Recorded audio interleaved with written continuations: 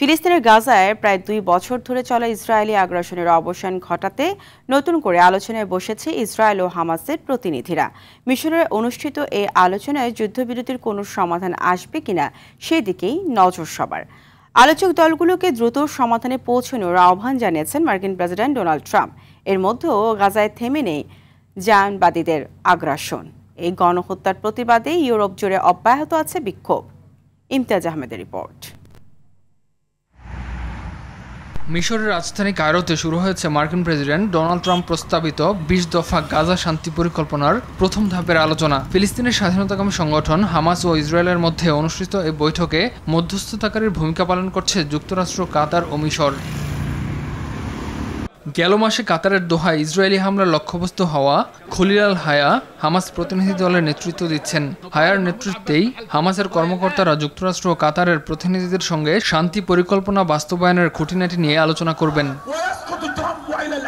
মার্কিন president Donald Trump বলছেন, গাজা যুদ্ধ বন্ধে এখনই দ্রুত পদক্ষেপ নিতে হবে। অগ্রগতি বেশ ভালোভাবেই আগাচ্ছে। সত্যি বলতে আরব এবং আরও অনেক দেশ হামাসের সঙ্গে ভালো বৈঠক করেছে। মনে হচ্ছে বৈঠক কাজে দিয়েছে। তাই আমাদের আর কিছু সময় অপেক্ষা করতে হবে, দেখা যাক কি হয়। ইরান বলছে, গাজায় গণহত্যা বন্ধের নিশ্চয়তা থাকলে যে কোনো যুদ্ধবিরতি প্রস্তাবকে স্বাগত জানাবে তারা। তবে এত কিছুর পরেও গাজায় চলছে ইসরায়েলি হামলা।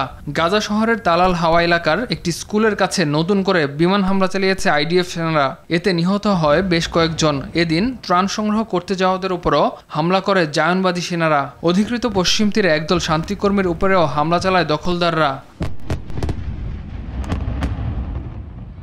এদিকে গাজায় গণহত্যার প্রতিবাদে ইউরোপ জুড়ে রাস্তায় নেমেছেন লাখো মানুষ। সবচেয়ে বড় বিক্ষোভ হয় নেদারল্যান্ডসের রাজধানী আমস্টারডামে। ইমতিয়াজ আহমেদ, RTV।